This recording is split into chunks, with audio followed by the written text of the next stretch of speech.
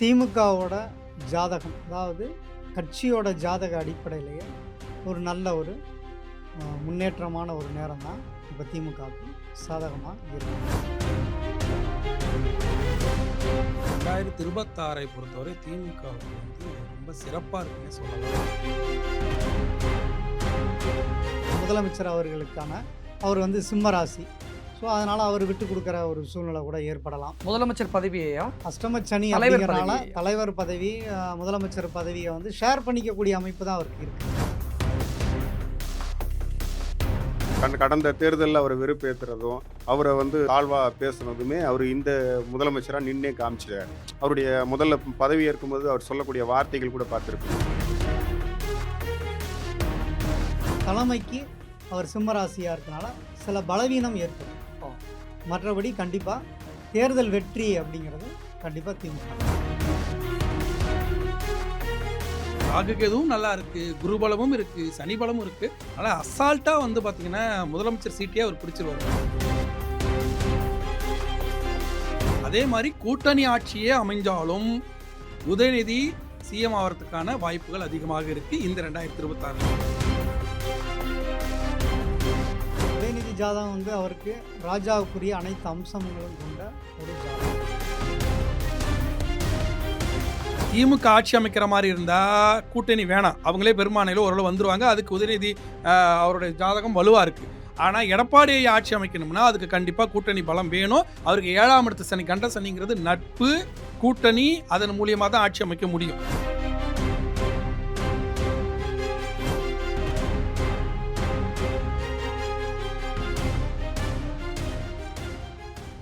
திமுகவுடைய ஜாதக அமைப்பு, அது முதலமைச்சர் மு.க. ஸ்டாலினுடைய ஜாதக அமைப்பா இருக்கலாம், அல்லது உதயநிதி ஸ்டாலினுடைய ஜாதக அமைப்பா இருக்கலாம். 2026 களம் எப்படி?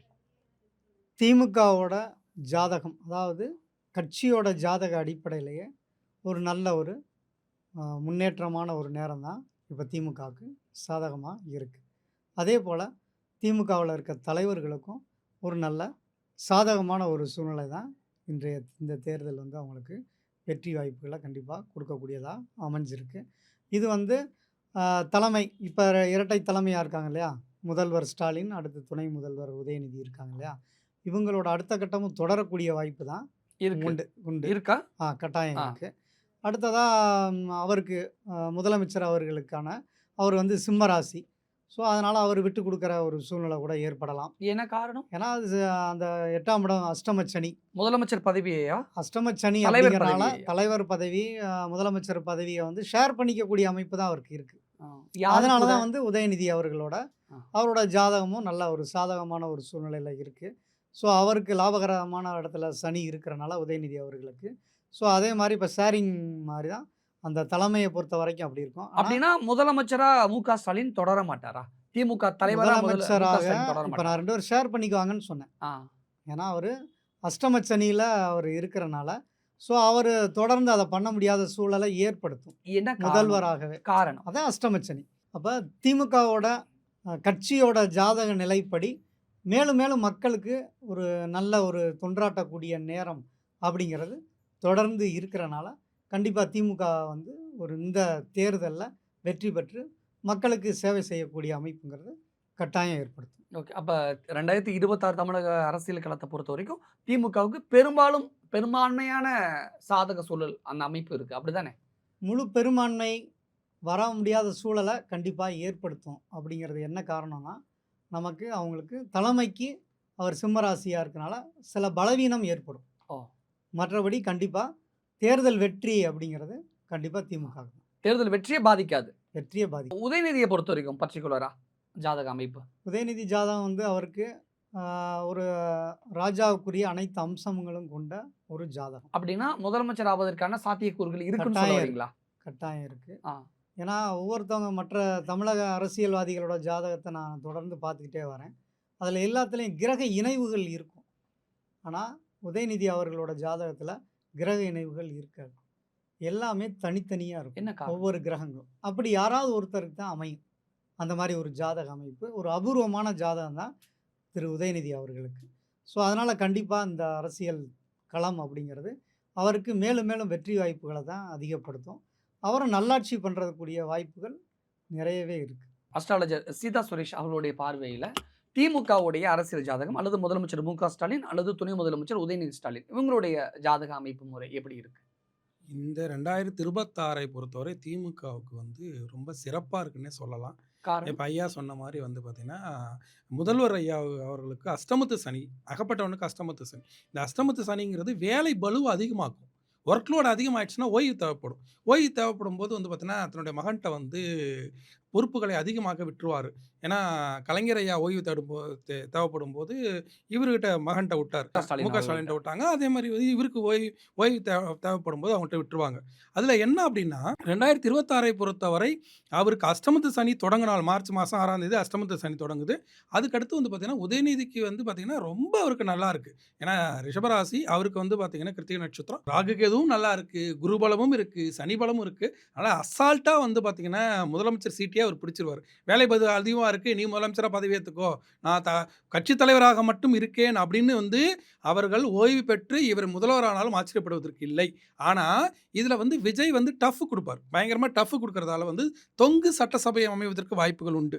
அப்போ தொங்கு சட்டசபை அமைஞ்சுனா இப்போ எப்படி வந்து பார்லிமெண்ட்டில் வந்து மோடியை ஒரு தொங்கு பார்லிமெண்ட் அமைஞ்சுது, அதுக்கப்புறம் வந்து கூட்டணி கட்சியோட ஆதரவோட வந்து சேர்ந்துக்கிட்டாங்களோ, அதே நிதிஷ்குமார் சந்திரபாபு நாயுடுலாம் சேர்ந்துக்கிட்டாங்களோ, அதே மாதிரி கூட்டணி ஆட்சியே அமைஞ்சாலும் உதயநிதி சிஎம் ஆகிறதுக்கான வாய்ப்புகள் அதிகமாக இருக்கு. இந்த 2026 இன்னும் எலெக்ஷன் தேதி இருக்கு, அதுக்கடுத்து இன்னும் கூட்டணி பலம் இருக்கு, அதுக்கடுத்து விஜயோட இதில் வந்து குரு பலம் வேணும்னு நான் சொல்லியிருக்கேன். அந்த குருவுக்கான ஆட்கள் இருக்கு, அதெல்லாம் சேரும்போது இன்னும் டஃப்பாக வரும். எத்தனை டஃப் வந்தாலும் இவருக்கான பலம் வலுவாக இருக்கிறதால வந்து கண்டிப்பா களத்துல இறங்கி விளையாடலாம். முதலமைச்சர் மு.க.ஸ்டாலினுடைய ஜாதகத்தை தாண்டி உதயநிதி அவருடைய ஜாதகம் ஸ்ட்ராங்கா இருக்கு.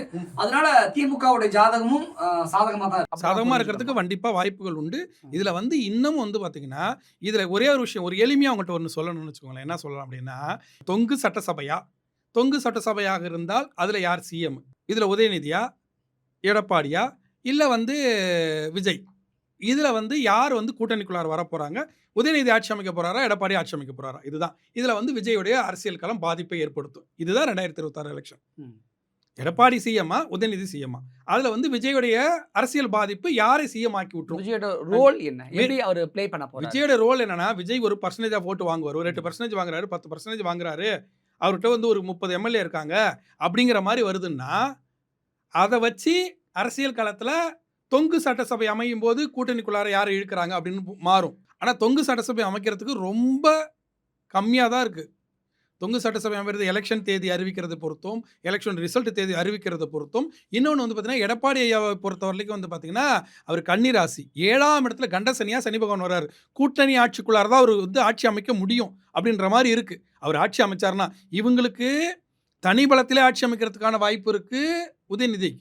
ஆனால் அவருக்கு வந்து கூட்டணியில் தான் ஆட்சி பலத்தை ஏற்படுத்தக்கூடிய இடத்துல தான் கிரக அமைப்புகள் இருக்குது. நான் ஜோதிடராக பேசுகிறேன், அரசியல்வாதியாக நான் பேசலை. திமுக ஆட்சி அமைக்கிற மாதிரி இருந்தால் கூட்டணி வேணாம், அவங்களே பெரும்பான்மையில் ஓரளவு வந்துருவாங்க. அதுக்கு உதயநிதி அவருடைய ஜாதகம் வலுவாக இருக்குது. ஆனால் எடப்பாடியை ஆட்சி அமைக்கணும்னா அதுக்கு கண்டிப்பாக கூட்டணி பலம் வேணும். அவருக்கு 7ஆம் இடத்து சனி, கண்ட சனிங்கிறது நட்பு, கூட்டணி, அதன் மூலியமாக தான் ஆட்சி அமைக்க முடியும். அதை பொறுத்து தான் இந்த அரசியல் களமானது மாறும்.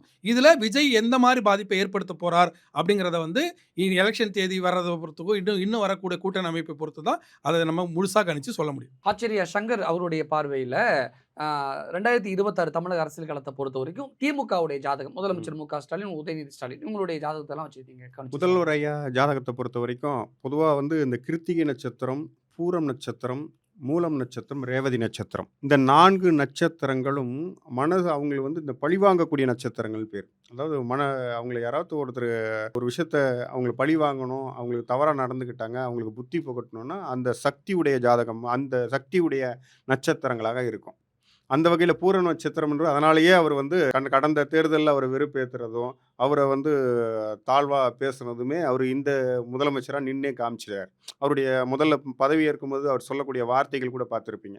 அந்த அளவு மனசில் அவருக்கு அவ்வளோ நம்மளை இவ்வளோ திட்டினாங்கன்னு அப்போ நம்ம சாதிச்சு நிற்கிறோம் அந்த சக்தி இந்த பூர நட்சத்திரத்துக்கு இருக்கும். அதே போல் உதயநிதி ஸ்டாலின் அவருடைய ஜாதகத்திலும் கிருத்திகை நட்சத்திரம், அதுவும் மிக சக்தி வாய்ந்த நட்சத்திரம். இந்த 2 நட்சத்திரங்களும் இப்போ மிக ஆளுமை மிகுந்த நட்சத்திரங்கள். இது இந்த எலெக்ஷன் டேட் வரும்பொழுது அந்த கிரகநிலையை பொறுத்து சக்தி இன்னும் கொஞ்சம் அதிகப்படியான சக்தி வெளிப்பாடின் மூலமாக மீண்டும் அரசாள்வாங்களான்னு சொல்ல முடியும்.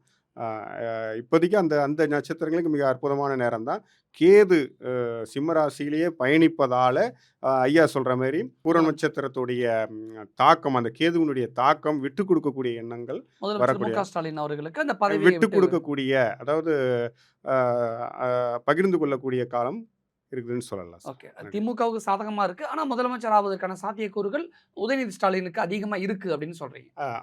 இல்ல அந்த அந்த கணிப்பெல்லாம் வந்து காலத்து அந்த அந்த அந்த குறிப்பிட்ட காலத்தின் அடிப்படையில் தான் சொல்ல முடியும். பொதுவாக இந்த நட்சத்திரம் மிக வலிமையான நட்சத்திரம். இப்பொழுதும் அவரை யாராவது ஒருத்தர் தவறாக பேசும் பொழுது ஏதாவது ஒரு அவரை டீஸ் பண்ணும்போது அதை வென்று காட்டுவார். அந்த சக்தி 2 பேருக்குடைய ஜாதகத்திலையுமே இருக்குது. ஒரு விஷயத்தை முடிக்கணும்னு தப்பாக பேசிட்டாங்க, இதுக்குன்னே நான் ஒரு விஷயத்தை செஞ்சு காட்டுறேன் அப்படின்னு சொல்லக்கூடிய சக்தி உள்ள நட்சத்திரங்கள் தான் 2 பேருடைய நட்சத்திரம். அது வென்று காட்டக்கூடிய நட்சத்திரம். இருந்தாலும் காலத்தின் அளவை வைத்து சொல்ல முடியும். நிச்சயமா.